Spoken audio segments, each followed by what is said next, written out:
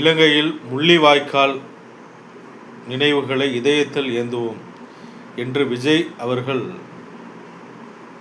தன்னுடைய வருத்தத்தை எக்ஸ் வலைதளத்தில் தெரிவித்தது ஒரு ஆறுதல் அளிக்கிறது.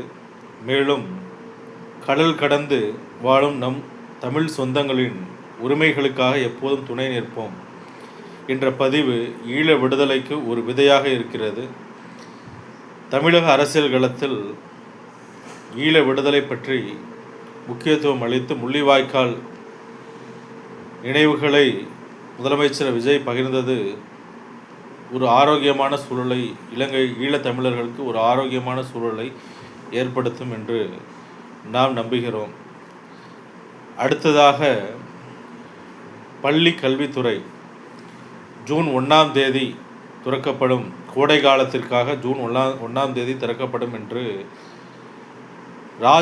பள்ளிக்கல்வித்துறை அமைச்சர் ராஜ்மோகன் வெளியிட்டிருக்கிறது மாணவர்களின் அக்கறையை பறைசாட்டுகிறது.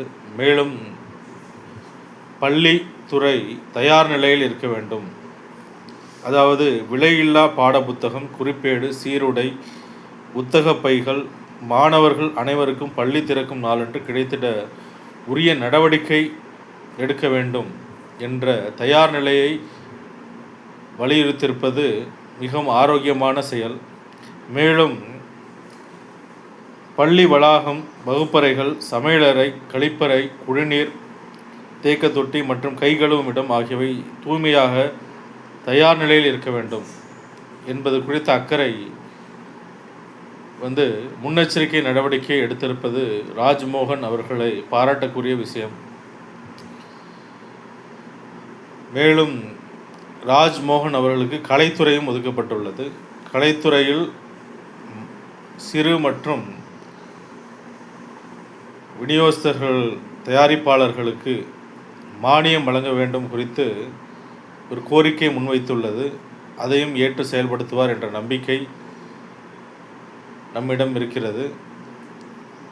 இன்னும் வரும் காலங்களில் தாவேக்காவின் நடவடிக்கை ஒரு மதச்சார்பற்ற ஒரு முற்போக்கு சிந்தனையை தமிழக மக்களுக்கு விதைக்கும், தமிழக ஒற்றுமைக்கும் திராவிட சித்தாந்தத்தை, பகுத்தறிவை வளர்க்கக்கூடிய செயல்களை தாவேக்கா அரசு செய்யும்.